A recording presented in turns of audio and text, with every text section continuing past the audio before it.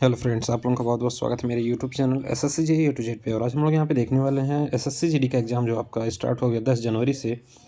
आज के first shift में जो क्वेश्चंस पूछे गए थे उनमें से हम लोग यहाँ पे 25 क्वेश्चंस देखने वाले हैं कुछ एडिशनल फैक्ट के साथ। ठीक है, तो अगर अभी तक आप लोगों ने चैनल को सब्सक्राइब नहीं किया तो सब्सक्राइब कर लीजिए और बगल में जो है बेल आइकन है उसको जरूर प्रेस करें। ठीक है, शुरू करते हैं आज का वीडियो। जो पहला क्वेश्चन पूछा गया था विजय हजारे ट्रॉफी 2017-18 का, ठीक है, 20 से 21-22 का नहीं पूछ रहा, 2017-18 का किसने जीता।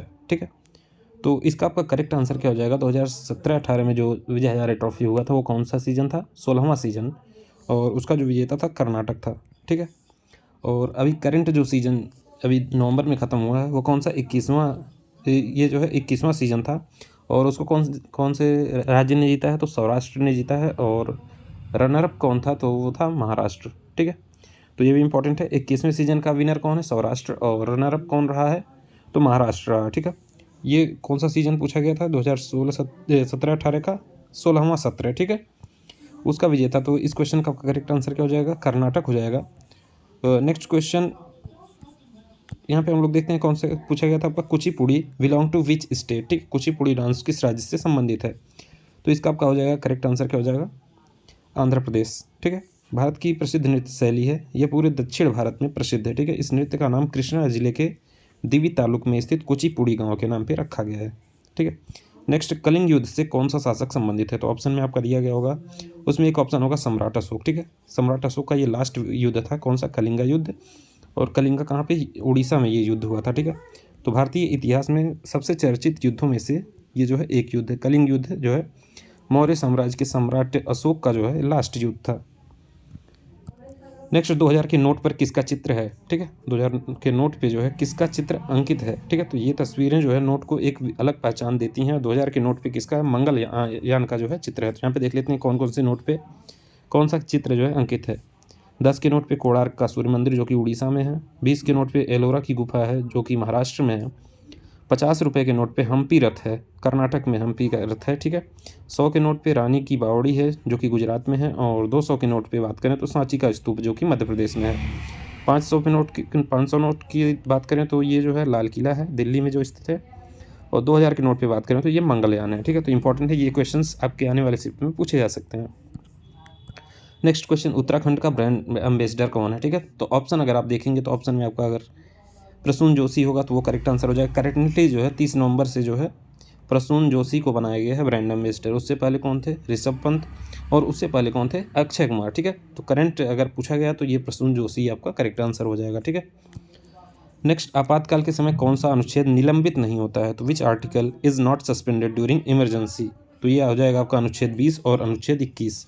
अब अनुच्छेद 20 की बात करें, इसमें क्या वर्णित है, तो ये है आपका सजा के संबंध में जो है अपराधों के लिए सजा के संबंध में संरक्षण अनुच्छेद 20 देता है। और अनुच्छेद 21 क्या करता है, जीने की आज़ादी। ठीक है, तो ये भी इंपॉर्टेंट क्वेश्चन है, आपके पूछे जा सकते हैं। नेक्स्ट, भारतीय संविधान में कुल कितने अनुच्छेद हैं, ये पूछा गया कि how many articles are there in the Indian constitution. ठीक है, तो इसका आपका करेक्ट आंसर हो जाएगा, भारतीय संविधान में वर्तमान समय में भी केवल जो है 395 अनुच्छेद और 12 अनुसूचियाँ। ठीक है, पहले 10 अनुसूचियाँ थी लेकिन अब जो है ये 12 हो गई हैं, और भाग जो है 25 भाग में विभाजित है। ठीक है, नेक्स्ट क्वेश्चन, आईएनएस विक्रांत को किसके द्वारा उद्घाटन किया गया, तो आईएनएस विक्रांत का उद्घाटन जो है नरेंद्र मोदी के द्वारा किया गया है। कहाँ पे किया गया है ये, तो ये जो है भारत में निर्मित पहली विमानवाहक पोत आईएनएस विक्रांत का उद्घाटन जो है किया गया है नरेंद्र मोदी के द्वारा। ये कहाँ पे, कोचीन शिपयार्ड लिमिटेड में आयोजित एक समारोह में इसको जो है किया गया है। नेक्स्ट क्वेश्चन, क्या काला घोड़ा फेस्टिवल कहाँ पे मनाया जाता है, तो इसका आपका करेक्ट आंसर क्या हो जाएगा, काला घोड़ा कला महोत्सव मुंबई में आयोजित होने वाला एक वार्षिक कला महोत्सव है। ये वार्षिक सांस्कृतिक समारोह दक्षिण मुंबई के जो है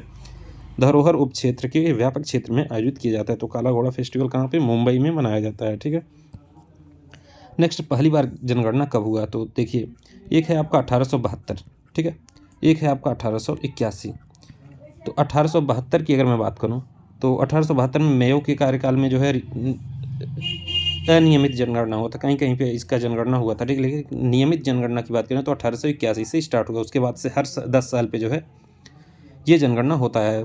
पिछली बार 2011 में जनगणना हुआ था, कोविड-19 के कारण का जो है 2021 में जनगणना नहीं हो पाया और ये जो है पेंडिंग में चल रहा है। ठीक है, नेक्स्ट, आधुनिक भारत में जनगणना की शुरुआत के संबंध में उन्होंने बताया कि 1872 में पहली जनगणना हुई, लेकिन प्रथम समकालीन जो है जनगणना की शुरुआत 1881 में मानी गई है। वहीं स्वतंत्र भारत में सबसे पहली जनगणना कौन थी? 1951 में। ठीक है। नेक्स्ट, वह स्त्री जिसका पति विदेश में आ गया हो उसे क्या कहते हैं? ठीक है, तो ये हो जाएगा आगमस्य तपतिका। ठीक है, आगमस्य तपतिका। नेक्स्ट आपका क्या क्वेश्चन पूछा गया था? सरस्वती का पर्यायवाची शब्द। तो सरस्वती का पर्यायवाची शब्द हो जाएगा वीणा पाड़ी। ठीक है, ये करेक्ट आंसर हो जाएगा वीणा पाड़ी। नेक्स्ट, जंगम का विलोम शब्द क्या होता है? जंगम मतलब जो चल सकता है। ठीक है, तो इसका विलोम क्या होगा? जो स्थिर हो, यानी कि अस्थावर। ठीक है। नेक्स्ट क्वेश्चन, पौवर्त्य का विलोम शब्द। पौवर्त्य मतलब क्या होता है? आधुनिक। ठीक है, और पाश्चात्य मतलब पहले की सभ्यता। ठीक है, पिछड़ा वर्ग। तो पौवर्त्य का क्या हो जाएगा? पाश्चात्य हो जाएगा। यहीं पे अतिवृष्ट का विलोम शब्द पूछा गया। ठीक है, अतिवृष्ट का विलोम शब्द क्या हो जाएगा? अनावृष्टि हो जाएगा। ठीक है। और यहाँ पे देखिए कपड़ा मंत्रालय का योजना पूछा गया। तो कपड़ा मंत्रालय से संबंधित 2 योजनाएं हैं, समर्थ योजना और पीएम मित्र। ठीक है, तो ऑप्शन में देख लीजिए कौन सा ऑप्शन में पूछा गया था। नेक्स्ट क्वेश्चन क्या है? पंचवर्षीय योजना से संबंधित पूछा गया था। कौन सा पंचवर्षीय? यहाँ पे देखिए 5वीं पंचवर्षीय योजना का उद्देश्य पूछा गया है। तो हम लोग यहाँ पे सभी पंचवर्षीय योजना देख लेते हैं, कौन उसके पंचवर्षीय योजना का क्या उद्देश्य रहा है। ठीक है, तो पहले पंचवर्षीय योजना की बात करें, 51 से 56 तक चला था। ये कृषि प्राथमिकता, कृषि को इसमें प्राथमिकता दी गई थी। दूसरी पंचवर्षीय योजना 1956 से 61 तक चला था, उद्योग क्षेत्र की प्राथमिकता थी। तीसरी पंचवर्षीय योजना 1961 से 66 में स्वयं रिलायंस, और चौथी पंचवर्षीय योजना 1969 से 74 में न्याय के साथ गरीबी कम करना और विकास कार्य में तेजी करना। पाँचवीं पंचवर्षीय योजना का गरीबी हटाना और उनको जो है आत्मनिर्भर बनाना। ठीक है। छठवीं पंचवर्षीय योजना की बात करें तो 5वीं योजना के रूप में वहीं जोर दिया गया था। ठीक है। सातवीं पंचवर्षीय योजना की बात करें तो 1985 से 90 फूड प्रोडक्शन एंड रोजगार उत्पादकता। ठीक है। 8वीं पंचवर्षीय योजना की बात करें तो रोजगार सृजन, जनसंख्या नियंत्रण। 9वीं की बात करें 7% की विकास दर। 10वीं पंचवर्षीय योजना का स्वरोजगार और संसाधनों का विकास।